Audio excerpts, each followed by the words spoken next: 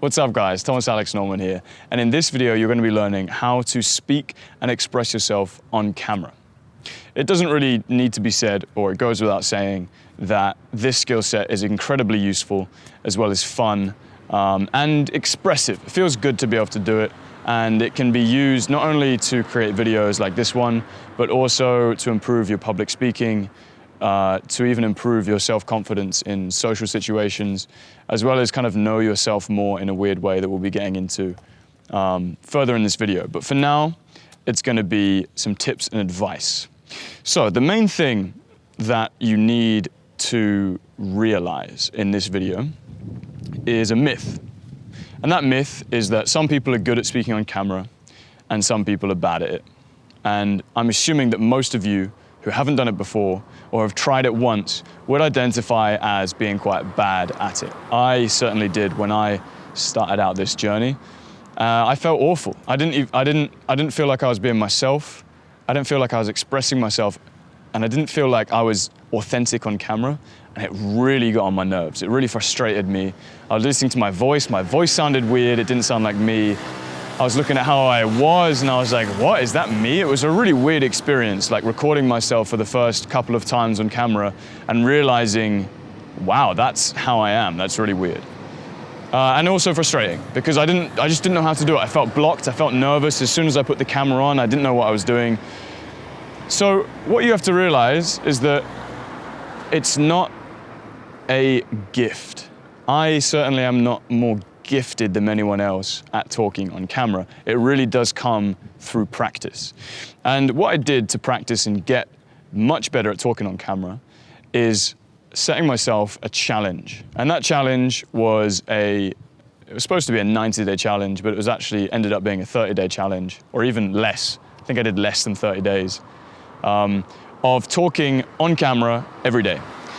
And the important thing with these videos is that I wasn't putting them on YouTube for anyone to see. I was literally just doing it for myself. So what I did is I set a challenge, literally just plotted out 30 days in that month, and I made a habit of doing 10 minutes every day. And I'd really start looking forward to it. I did it the first time and thought, as I said, what is that? Second time, this is kind of annoying. And then kind of around the fifth time, I started seeing, oh wow, I kind of shifted, I kind of changed. Something about that was better. I still wasn't happy with it, but I was like, I expressed an idea there quite eloquently. That was cool. And then as it kept on going along, this frustration seemed to kind of just go away slowly. And I realized like, I'm being more myself on camera now. This is more like actually my personality and me.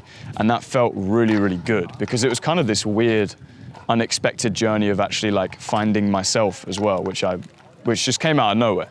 And it kind of has been that throughout making these videos on YouTube over the last couple of years as well. So that's the main thing. Set yourself that challenge and keep on going with that challenge. Don't give up. Make 10 minutes every day for 30 days and you will be shocked at the improvement that you make from day 1 to day 30, okay? Now we've got that main point out of the way of practicing and just doing it. Now we can get into a couple of points which you might find fun or useful and actually help you in the actual process here and now of talking on camera and expressing yourself on camera. The first one is how you organize information. A lot of people will tend to think that they need scripts to make any kind of sense on camera and to avoid waffling or to stick to the point or not look stupid, but I totally disagree with that. And whenever I see somebody reading off a script, it really turns me off because I just think this person's not being authentic, they're just reading something that they wrote before or somebody else wrote, and I'm not connecting with this person. So please stay away from script. And what I'd recommend instead is also not going with just a title. I mean, you can do this, but in general, I'd stay away from just thinking, okay, I'm just gonna turn on the camera and see what happens. What I do in all of my instructional videos is have a bullet list. So I'll literally think, this is how my notes are structured. It'll be like the title of the video or the rough title, then it'll be something I'm gonna say in the intro, and then it'll be the content. And I'll map out my content with maybe 3 or 5 tips, however many tips I'm gonna give, and maybe a little bit, like 1 sentence for each tip.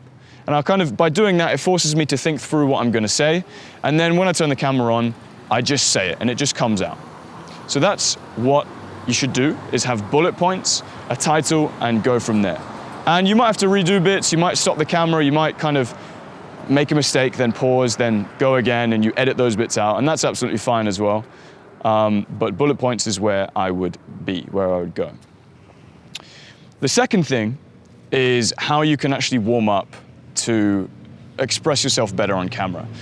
There's going to be a huge difference from how you are on camera from, for example, just waking up and getting out of bed, or even worse, potentially sitting behind a laptop all day and kind of hunching over and being like this and then expecting yourself to be interesting and expressive on camera, versus, for example, you just got home from the gym or you just got home from talking to loads of friends, right?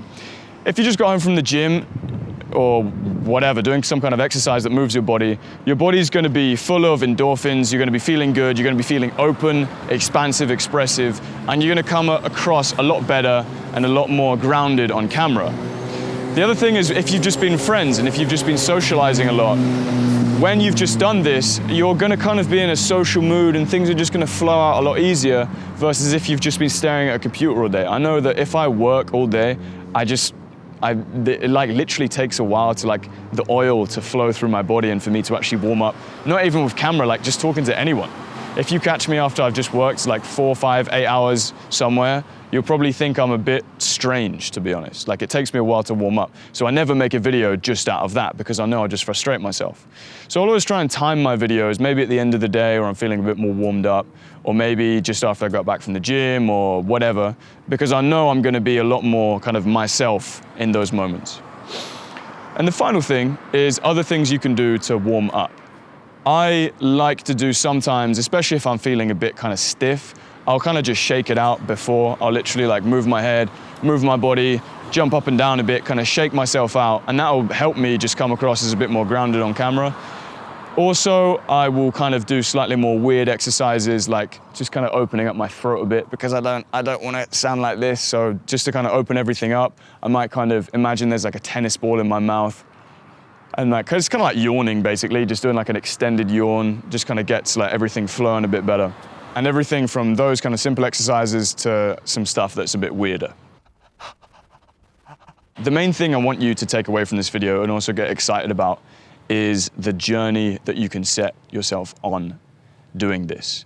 I've recommended this to quite a few people who have asked me about how they can get better on camera. And I've always had exciting conversations about how at the end of the day, you don't just get better on camera. You literally become, in a way, a kind of a more expressive person who can organize their ideas and thoughts better if you do this often. Also, it's a great way to, it's almost like journaling for me sometimes. I don't do it as much anymore, but I remember I did it a lot and it helped me out a lot when I would be feeling down or I would be feeling confused with just life in general. This exercise helped me massively, just setting up a camera and just talking through my problems and what was going on in my mind to a camera. By the end of it, I felt way more focused and like there were solutions to those problems rather than just in this kind of chaos of like unhappiness, basically. So it really helped me in that aspect because it's kind of like journaling, but it's more expressive. It's like you're actually telling somebody, but without any filters. You know, you don't have to filter yourself because it's just a camera. It's not going to judge you.